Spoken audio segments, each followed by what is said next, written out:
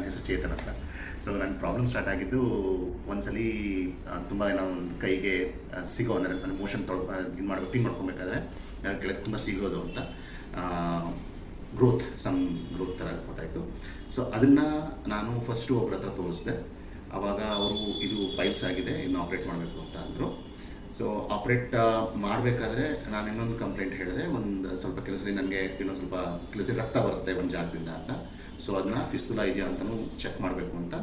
ಅದು ಸರಿ ಹೋಗದೇ ಇದ್ದಾಗ ನಾನು ಮತ್ತೆ ಸ್ಪೆಷಲಿಸ್ಟ್ ಡಾಕ್ಟರ್ ರಂಜಿತ್ ಹತ್ರ ಬಂದಾಗ ಅವರು ಅದನ್ನು ನೋಡಿ ಅದನ್ನ ಮತ್ತೆ MRI ಸ್ಕ್ಯಾನ್ ಮಾಡಿ ಫಿಸ್ತುಲಾ ಇದೆ ಅಂತ ಹೇಳಿ ಅದನ್ನ ಮತ್ತೆ ಆಪ್ರೇಟ್ ಮಾಡಿ ಅಲ್ಲಿರೋ ಫಿಸ್ತುಲಾನೆಲ್ಲ ಫುಲ್ ಕಂಪ್ಲೀಟ್ ಕ್ಯೂರ್ ಮಾಡಿ ತೆಗೆದರು.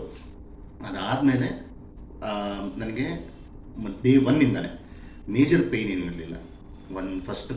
ಡೇ 1ಇಂದನೇ ಮೇಜರ್ ಪೇಯ್ನ್ ಏನಿಲ್ಲ. ನಾರ್ಮಲ್ ಆಗಿ ಆಪ್ರೇಟ್ ಮಾಡಿರೋ ಒಂದು ಪೇಯ್ನ್ ಸ್ವಲ್ಪ ಇತ್ತು. ಸೊ ತುಂಬ ಜನ ನಾವು ಪೈಲ್ಸ್ ಅಂತ ಹೇಳಿದ ತಕ್ಷಣ ಮುಜುಗರ ಪಟ್ಕೊಂಡು ಅದನ್ನು ತೋರಿಸ್ಕೋಬಾರ್ದು ಅಂತ ಯೋಚನೆ ಮಾಡ್ತೀವಿ.